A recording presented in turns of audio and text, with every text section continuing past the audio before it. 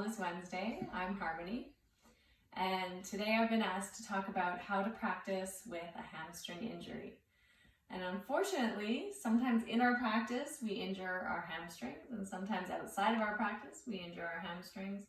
But what to do, because there's a lot of forward folding, especially in primary series, and it can irritate or aggravate a hamstring injury, especially all the seated forward bends, or even in the Surya Namaskara, the standing forward folds. Everything is really lengthening the hamstring area, but when you have a tear or an injury there, it can be quite painful.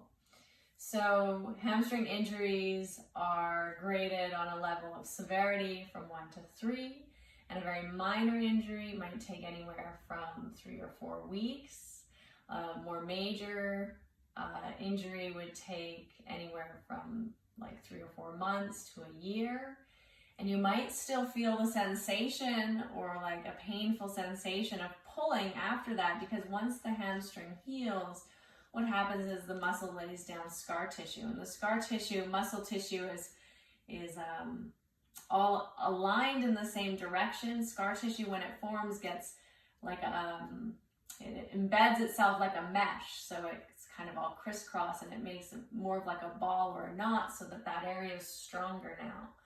However, when you go to then forward fold, instead of the muscles stretching in a unified, kind of uniform direction, if there's a big ball of scar tissue there, it acts like a knot, and the muscle then is pulling on this knot, which creates a little bit more of a painful sensation for a longer period of time, until that scar tissue is kind of massaged and softened. So what can you do in the meantime while you're waiting for the healing to happen? One important thing is to actually try to strengthen the hamstring. So still practicing is good, and maybe doing even like a little bit more of holding warrior 1 for a little bit longer to help strengthen the hamstrings, or even doing some kind of exercise where you are pulling and using the hamstring to like activate the leg, I guess. That can be helpful. So any kind of pulling action like this with the hamstrings helpful. So you could use a ball or something to work this. But in your practice itself, as you're forward folding, you want to bend your knees. So say you're doing Ekam, inhale, Dway, exhale. Instead of just folding with straight legs, you always put a little micro bend in the knees so that it's not pulling directly on the tear. Usually the tear occurs around the insertion area near the sit bone. So you want to bend the knees, and then you can try and straighten them a little, just see where you can go. Another helpful tool can sometimes be if you have a yoga strap. I don't actually have a strap here. I'm not sure where it is, but this can work as well, one of these little like Mysore towels. You tie it around the very top of the thigh, or if you have a strap, you strap yourself around the top of the thigh as tightly as possible. So you want to tie it super duper tight. And then what happens is when you fold, it acts a bit like, it kind of like tricks your mind or your body somehow. I'm not exactly sure of the science behind it, but when you fold, it moves the area of the pulling sensation to where the strap or the tie is pressing into the leg. And so it bypasses this insertion area. So this can be helpful. You just keep it around your leg for the whole practice, and practice with this tie as tight as you can stand around the area just below the insertion. So as high up on the thigh as you can. Sometimes that works, sometimes it doesn't work so much. So you could give it a try. And then when you get to the seated postures and you're forward folding, besides bending your knees, which is always the option, especially even if you're doing, say, your hamstring injuries on this side, you can bend your knee and then just reach here, and then just slowly work the legs straight over time. Maybe it'll go straight, maybe it won't. Just keep getting up to that sensation where you feel like a little bit of pull or a little bit of,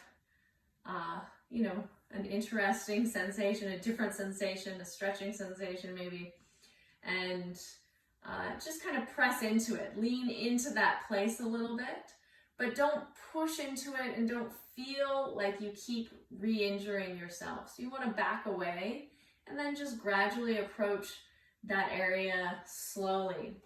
And if you have one of these balls, this is a particularly useful yoga ball, but like a cricket ball could work, or a squash ball maybe. It needs to be kind of hard.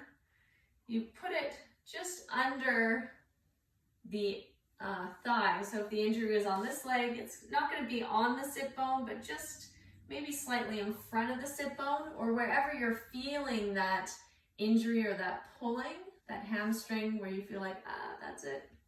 You put the ball in that area, and then you can do your practice this way with the ball under the hamstring and pushing into the hamstring. And it acts in two ways. It reminds you that, oh yeah, I have that injury. It also, again, acts like the same thing as the rope. It shifts the focus from the insertion and pulling at the insertion to putting the point of stretch more into the belly of the muscle, which is really helpful. And that's what we're trying to get at, is the belly of the muscle rather than pulling at the insertion all the time.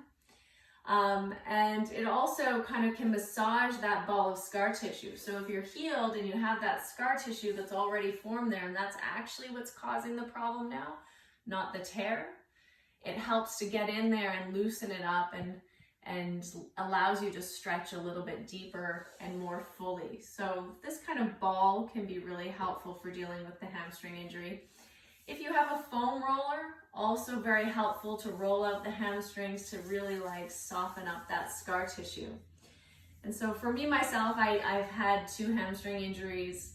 The first one was quite serious, and right away I was in physio doing exercises to strengthen the hamstring, and they had the electrodes on it, doing all the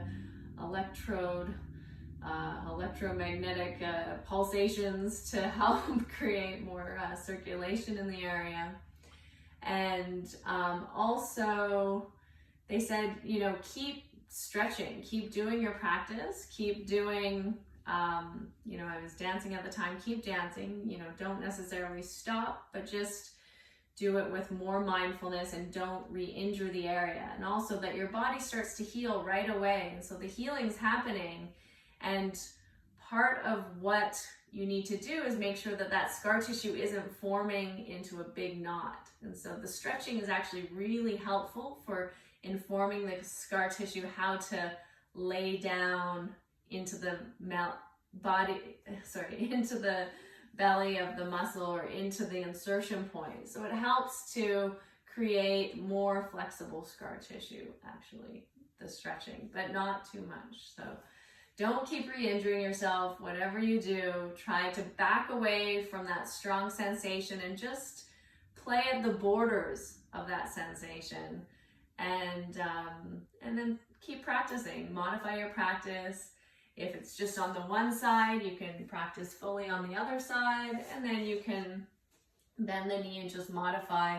Maybe hold back, don't go so deep. You can always just sit and breathe, find your breath. If this is where you feel the pull or the stretch, then stay here. You don't have to go all the way forward. So allow yourself the time you need to heal, and don't push yourself. Keep pushing into the practice. Just step back, watch the breath, watch yourself and the mind and your tendencies and your desires through the practice, and use the practice as a tool to understand something more about yourself. So the injury then can become an opportunity for you to really go deeper into that place of observation and into your practice of yoga.